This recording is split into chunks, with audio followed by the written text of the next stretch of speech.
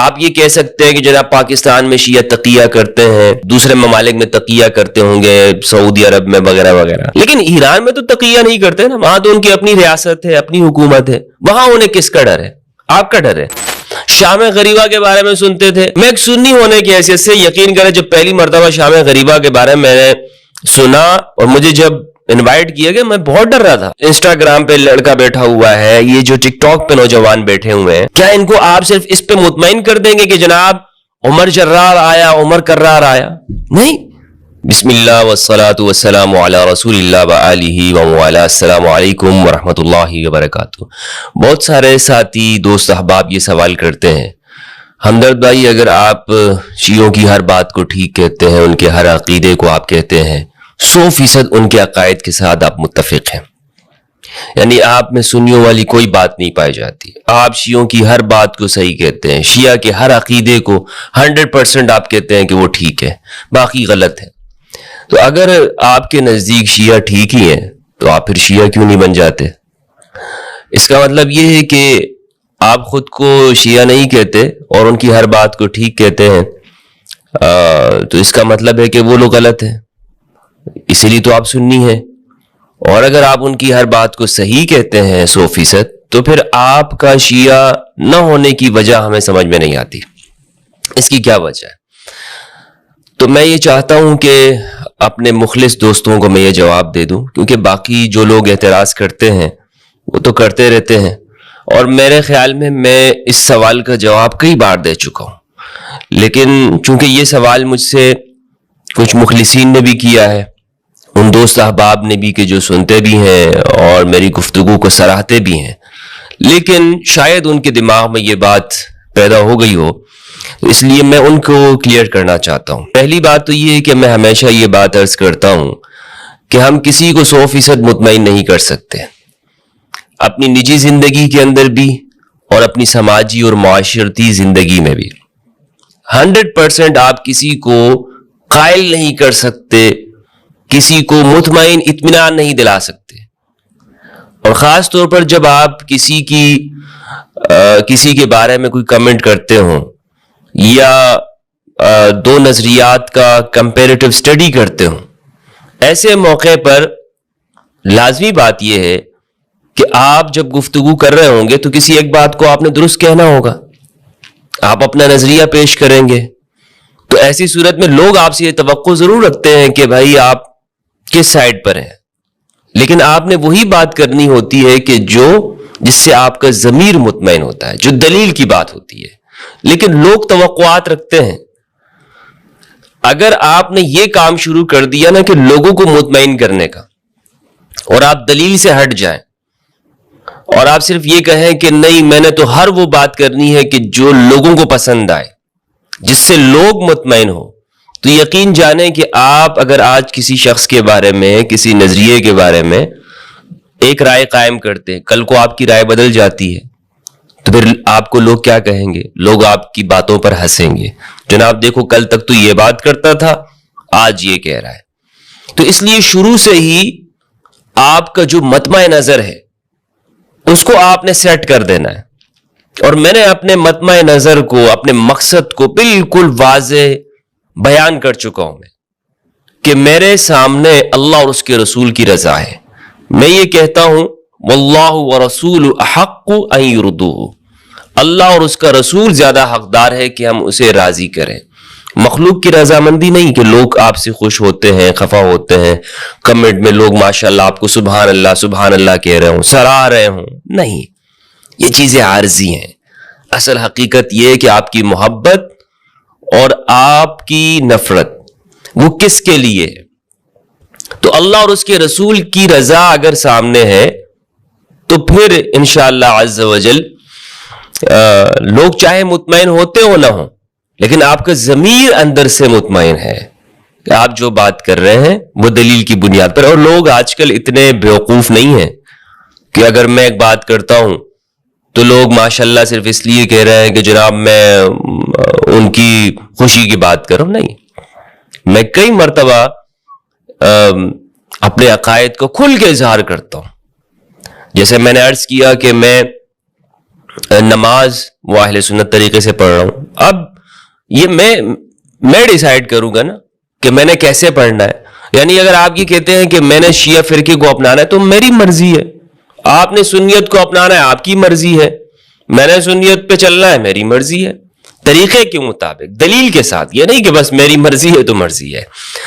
تو پہلی بات یہ ہمیشہ ذہن میں یاد رکھیں, اس کو نوٹ کر لیجئے کہ ہم کسی کو 100% مطمئن نہیں کر سکتے. اگر کوئی آپ کو یہ کہتا ہے کہ جناب آپ ہمیشہ اس بات کو ہی کرتے رہیں.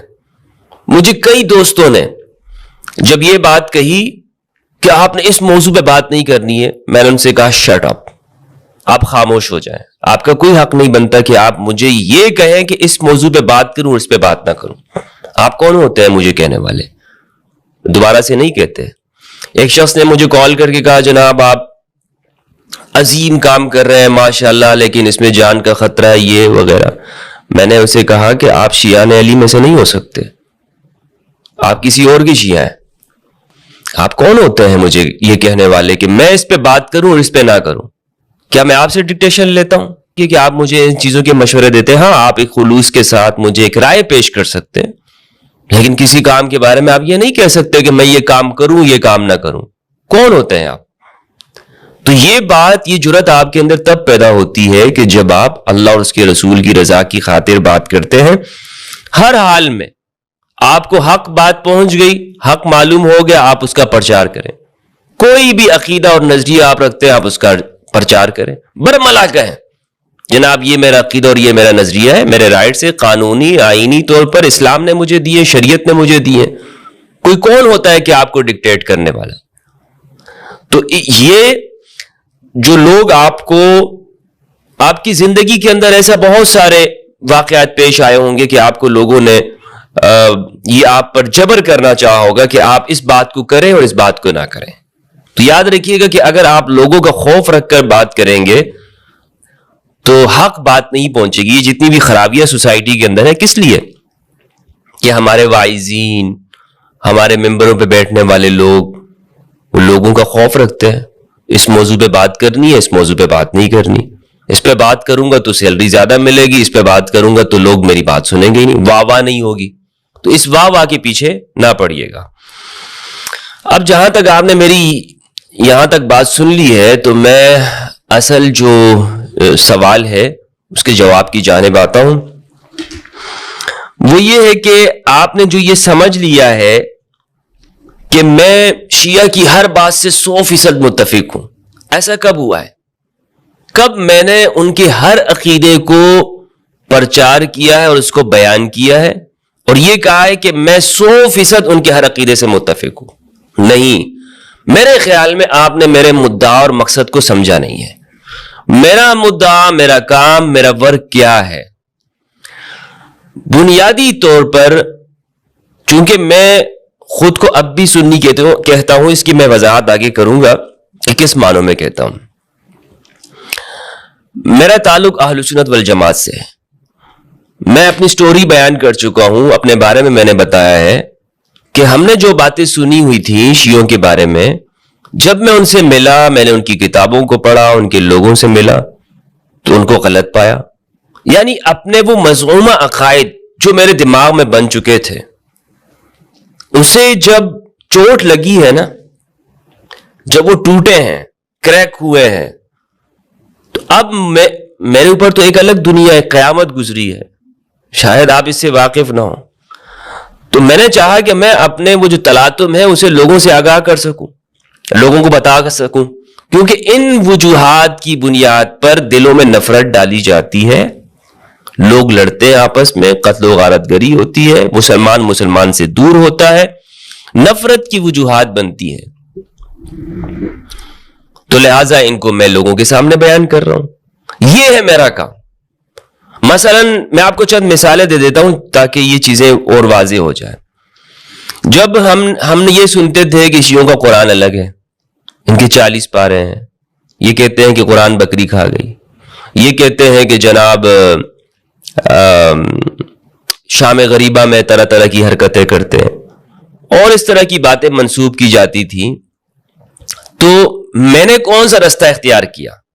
میں نے مناظروں کا رستہ اختیار نہیں کیا، بلکہ میں نے مناظر کو عکس بند کیا، میں نے ویڈیوز بنائی۔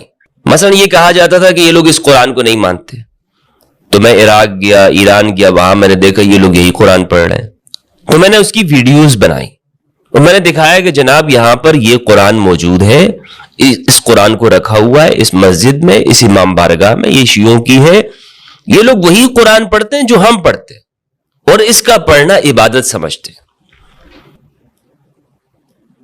اس طرح کر کے جب میں نے وہ ویڈیوز بنائی، لوگوں نے وہ دیکھا اور لوگوں نے اس کو سراہا۔ میں نے مناظرے کا طریقہ اختیار نہیں کیا، جناب نہیں فلاں کتاب میں یہ لکھا ہے، تمہاری کتاب میں یہ لکھا ہے، تمہاری یہ ہے، نہیں۔ اس سے کیا ہوتی؟ اس سے مخاصمت پیدا ہوتی، اس سے جھگڑوں کا رستہ مزید کھلتا، مناظرے۔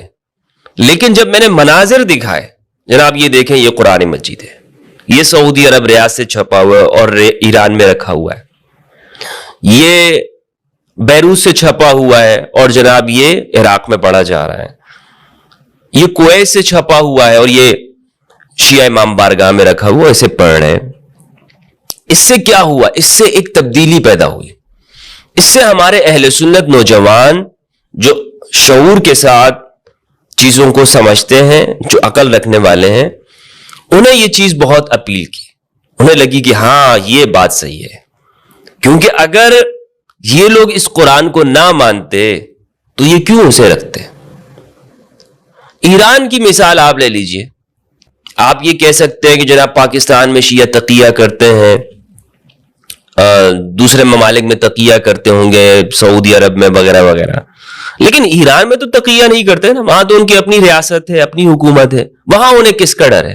آپ کا ڈر ہے، تکفیریوں کا ڈر ہے، وہاں ان کی اپنی حکومت ہے، وہاں وہ چاہیں تو اپنا وہ قرآن منظر عام پہ لے آئیں جس کے بارے میں آپ لوگ دعویٰ کرتے ہو کہ وہ اس قرآن کو نہیں مانتے، ان کو کوئی اور قرآن ہے، وہاں لے آئے، لیکن وہاں نہیں لا رہے۔ کیوں نہیں لا رہے؟ شام میں ان کی اپنی حکومت ہے، بیروت میں ان کی اپنی حکومت ہے، لبنان کے اندر اگرچہ مشترکہ ہے، وہاں کیوں نہیں لا رہے؟ جہاں پہ اکثریت ہے وہاں پر وہ کہاں پر ہے بھائی؟ اگر وہ اس قرآن کو نہ مانتے تو کیوں اس قرآن کے پڑھنے کو عبادت سمجھتے؟ تو جو عقیدہ ہم نے پڑھا ہوا تھا کہ تحریف قرآن کا یہ لوگ اس کے قائل ہیں، وہ سب چکنا چور ہو گیا اور لوگوں کو میں نے اس کے مناظر دکھائے۔ یہ ہے میرا کام۔ شام غریبہ کے بارے میں سنتے تھے، میں ایک سنی ہونے کی حیثیت سے یقین کریں جب پہلی مرتبہ شام غریبہ کے بارے میں نے سنا اور مجھے جب انوائٹ کیا گیا، میں بہت ڈر رہا تھا، یار پتہ نہیں کیا ہوگا اندر، خدا جانے ہم نے تو کیا سے کیا کہانیاں سنی ہوئی ہیں، بتی بجھا دیتے ہیں، یہ کرتے ہیں وغیرہ، تو ڈر لگ رہا تھا۔ اور میں جن علماء کے ساتھ گیا تھا، یقین جانے مجھے خوف محسوس ہو رہا تھا اس چیز کا، لیکن جب میں وہاں بیٹھا ہوں میں نے دیکھا کہ وہ لوگ رو رہے ہیں، وہ لوگ غم حسین کے اندر اپنے آپ کو، وہ ان کو اپنا ہوش نہیں ہے، اپنے سر کو پیٹ رہے ہیں، اپنے سینے کو پیٹ رہے ہیں۔ یہ صحیح ہے یا غلط ہے یہ ایک الگ بحث ہے، میں یہ بات نہیں کر رہا ہوں کہ صحیح کر رہے ہیں غلط کر رہے ہیں، ماتم صحیح کر رہے ہیں یا نہیں، یہ چیز پہ بحث ہی نہیں ہے۔ بات یہ ہے کہ جو ہمیں جھوٹ بتایا گیا وہ سامنے آ گیا نا بھائی، کہ نہیں یہ لوگ ایسے نہیں ہیں، وہاں پر ایسی کوئی حرکت نہیں ہوتی، خواتین الگ جگہ پہ ہوتی ہیں، مرد الگ جگہ پہ ہوتے ہیں، وہ لوگ ذکر اہل البیت کر رہے ہوتے ہیں، اور اسی کے اندر اس غم میں، یعنی غریبہ کا مطلب یہ ہے کہ شام غریبہ کہ جو غربت کے عالم اہل البیت پہ گزرے، اس کا ایک اپنے اوپر وہ طاری کرتے ہیں مصائب پڑھ کر، شہادت کے آخری لمحات جو تھے ان کو بیان کر کے، جو اہل البیت کی خواتین کے اوپر، ان کی مستورات کے اوپر جو کچھ گزرا ہے، انہیں جس طرح قیدی بنایا گیا، جو مظالم ان کے اوپر ہوئے ہیں، جو بچوں کے اوپر ہوئے ہیں، اس کو بیان کر کے روتے ہیں۔ یہی بات ہوتی اور کچھ نہیں ہوتی۔ تو اس کو اگر میں نے ان چیزوں کو ایکسپوز کیا ہے اور آپ کو ایکسپلور کیا ہے، تو اگر اسے آپ سمجھتے ہیں کہ میں ان کی باتوں سے 100% متفق ہو گیا ہوں تو ایسا نہیں ہے۔ باقی میرے اپنے نظریات ہیں، میں اسٹڈی کرتا ہوں، گفتگو کرتا ہوں۔ متع کے مسئلے کو لے لیجئے، متع کے اوپر اتنا شور واویلا مچایا ہوا، کھولا تو بھائی بخاری مسلم کے اوپر اندر لکھا ہوا ہے، عبداللہ ابن عباس کا موقف لکھا ہوا ہے. تو کیا یہ شیعہ لوگ تھے؟ یہ شیعوں نے بخاری مسلم کے اندر یہ چیزیں ڈال دی ہیں. عبداللہ ابن زبیر اور عبداللہ ابن عباس کا آپس میں اختلاف موجود نہیں ہے. جابر بن عبداللہ کیا کہتے ہیں؟ یہ صحابہ کون ہیں؟ اور اسماء بنت ابی بکر کون ہیں؟ حضرت زبیر کی گھر والی ہیں. کون ہے یہ؟ عبداللہ ابن زبیر کو کیوں عبداللہ ابن عباس کہا کرتے تھے؟ تو یہ وہ باتیں ہیں میرے بھائیوں کہ جو ہمیں غلط بتائی گئی اور اس کو میں نے آشکارا کیا، یہی کام کیا ہے. تو اسے اگر آپ شیعت سمجھتے ہیں، حالانکہ شیعت اس چیز کا نام نہیں ہے، شیعہ اور سنی کا جو مفہوم آپ نے دماغوں میں بٹھایا ہے نا فرقہ وارانہ طور پر، اور میں اس چیز سے بھاگتا ہوں. یعنی اگر آپ مجھے کہیں گے کہ جناب سنی، تو میں آپ کو صرف سنی ہونے کے اعتبار سے میں کہوں گا کہ آپ کس معنوں میں اس کو بول رہے ہیں.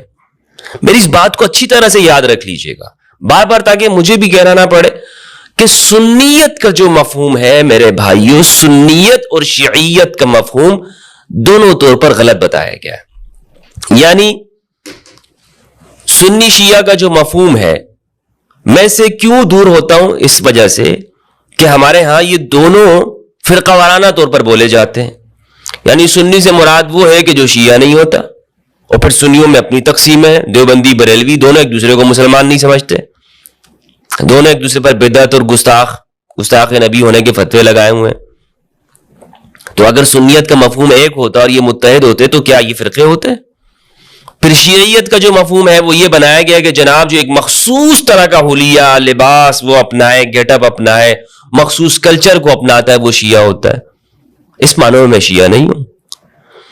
جس معنوں میں فرقہ وارانہ طور پہ استعمال ہوتی ہے سنیت، اس معنی میں بھی نہیں ہوں. تو اس کا اصل معنی کیا ہے؟ یعنی سنت کا جو مفہوم ہے وہ یہ ہے کہ رسول اللہ کی سنت پہ چلنا. اگر آپ اس معنوں میں استعمال کرتے ہیں سنیت کو تو مرحبا، اہلاً و سہلاً، میں سنی ہوں، بلکہ دنیا کا ہر مسلمان سنی ہے. اور شیعہ بھی اس سنیت سے انکار نہیں کرتے. رسول اللہ کی سنت، علی کی سنت، اہل البیت کی سنت علیہم السلام، اس معنوں میں شیعہ انکار نہیں کرتے. تو بھائی اگر آپ اس معنی میں استعمال کرتے کہ سنیت وہ ہوتی ہے اور سنی وہ ہوتا ہے کہ جو رسول اللہ کی سنت پہ چلتا ہے، تو واللہ باللہ شیعہ خود کو بھی آج کہہ رہے ہوتے ہیں ہائی اہل سنت والجماعت. لیکن چونکہ آپ اس معنوں میں استعمال نہیں کرتے، آپ وہ عقائد جو بنے ہوئے ہیں، مثلا جو سنی عقائد ہیں، کیا ان پر قرآن و سنت کی کوئی دلیل موجود ہے؟ خود عقیدے کا لفظ، کیا اس پہ قرآن و سنت موجود ہے؟ نہیں ہے. تو جو یہ عقائد بنائے ہوئے ہیں یہ اس لیے ہے کہ فرق کرنے کے لیے معتزلہ سے، روافض سے، قدریہ سے، جہمیہ سے، عباضیہ سے فرق کرنے کے لیے کہ جناب ہم یہ لوگ ہیں اہل سنت والجماعہ ماشاءاللہ.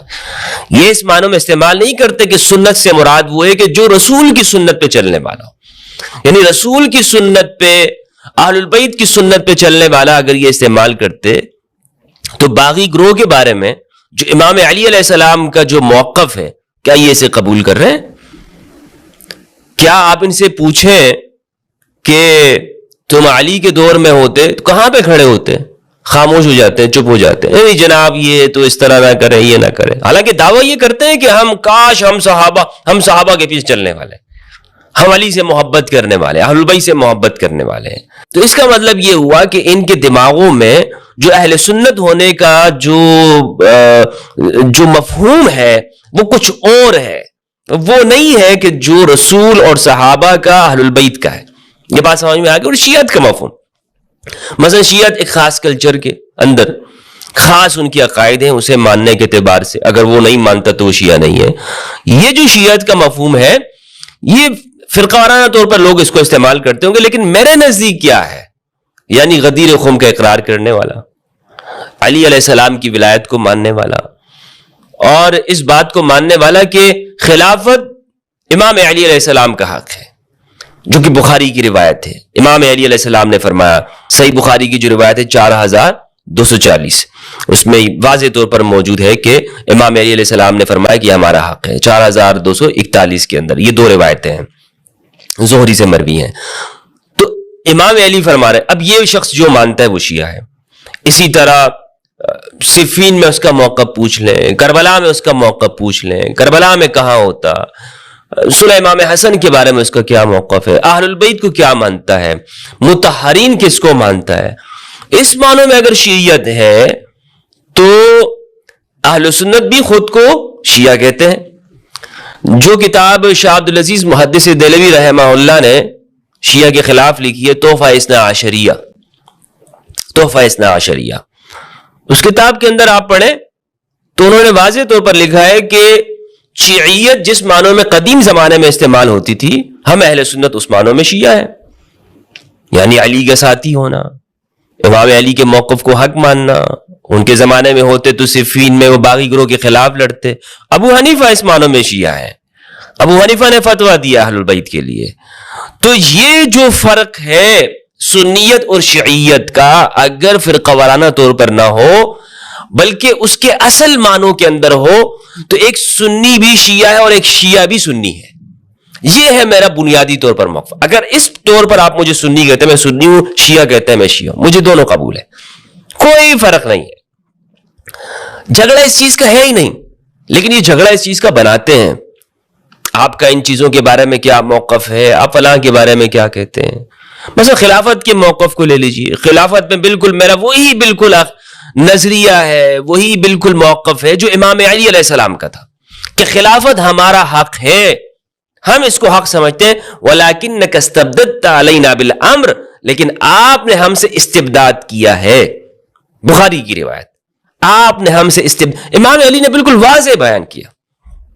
یہاں پہ تقیہ کہاں پر ہے؟ امام علی نے تقیہ کیا، صاحب بولا ہے کہ یہ ہمارا حق ہے اور آپ نے ہم سے یہ زبردستی لیا ہے. یعنی استبداد کا لفظ موجود ہے بھائی.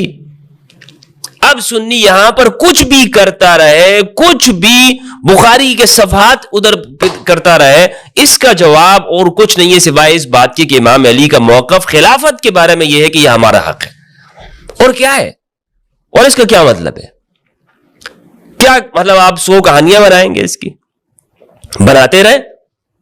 آپ یقین کریں جتنا آپ شیعہ کی نفرت کے اندر عقائد سے چھیڑ چھاڑ کریں گے نا، تو یہ جو اسکرو اس کے ڈھیلے ہوتے رہیں گے. پھر وہ اگر کوئی ٹائٹ کرے گا تو پھر آپ اس پہ رافضیت کے فتوے لگائیں گے. تو آپ اپنے اسکرو ڈھیلے نہ کریں، ان چیزوں میں نہ پڑیں. مثلا آپ یہ دیکھ لیں کہ بکس کے اندر آپ نے سبیلی لگانا شروع کر دی، آپ نے جلوس نکالنا شروع کر دیے. آپ کو نوجوان آپ سے نہیں پوچھ رہا، آپ کو نوجوان آپ سے کیوں پسند ہو رہا ہے؟ آئے دن یہ نہیں ہو رہا کہ لوگ شیعہ ہو رہے ہیں. کیوں؟ اس لیے کہ آپ کو نوجوان کہہ رہا ہے بابا یہ کہاں پھنس گیا میں. ابھی تک تو انہوں نے مجھے یہ لگائے رکھا کہ یہ کام بدعت ہے بدعت ہے بدعت ہے. ابھی تک یہ کہتے یعنی یہ جو انسٹاگرام پہ لڑکا بیٹھا ہوا ہے، یہ جو ٹک ٹاک پہ نوجوان بیٹھے ہوئے ہیں، کیا ان کو آپ صرف اس پہ مطمئن کر دیں گے کہ جناب عمر جرار آیا، عمر کرار آیا؟ نہیں مطمئن کر سکتے. یعنی کرار صرف صحابہ میں علی علیہ السلام ہے، ایک جگہ پہ رہے. حتیٰ کہ یوم المہراج احد کے دن بھی امام علی علیہ السلام کہیں نہیں پلٹے ہیں، رسول کے ساتھ رہے ہیں. یہ علی کی خصوصیت ہے. اگر آپ اٹھا کے کسی اور کو دیں گے، نوجوان آپ سے پوچھے گا خدا کے بندو، آپ سے کہے گا آپ، اس لیے آپ اپنی اگر فرقہ وارانہ سنیت کو بچائیں گے، آپ کا فرقہ ڈوبے گا، آپ کا نوجوان آپ سے نکلے گا. درست یہ ہے کہ جو بخاری مسلم میں لکھا ہوا ہے، جو ہماری اہل سنت والجماعت کی اصح کتابوں میں لکھا ہوا ہے، اس کو مان لو، مان لے اس سے. ہاں بھائی ٹھیک ہے یہ بات لکھی ہوئی، ہم اس کو مانتے ہیں، آگے چلیں. آپ مانیں گے، بات ختم. آپ نے تو بغض کے اندر حرکتیں شروع کر دی. جب آپ نے حرکتیں شروع کر دی تو آپ اس لیے میں یہ کہہ رہا ہوں، شروع میں نے یہ بات رکھی کہ لوگوں کو مطمئن کرنے کے لیے آپ کام نہ کریں. جب لوگوں کو مطمئن کرنے کے لیے کام کریں گے نا تو پھر آپ کا نوجوان آپ کے پاس نہیں رہے گا، وہ آپ سے نکل جائے گا. تو میں امید کرتا ہوں کہ میری اس گفتگو سے جو آپ کا سوال ہے، میں مخلص دوستوں سے کہنا چاہتا ہوں انشاءاللہ عز و جل وہ حل ہوا ہوگا. اور اس حوالے سے اگر پھر بھی کوئی تشنیگی باقی بچتی ہے تو آپ مجھ سے سوال کر سکتے ہیں اور پوچھ سکتے ہیں. اللہ سبحانہ و تعالیٰ سے دعا ہے کہ پروردگار ہم سب کو قرآن مجید میں تدبر کرنے اور اہل بیت کی معرفت عطا فرمائے. والسلام علیکم ورحمۃ اللہ وبرکاتہ.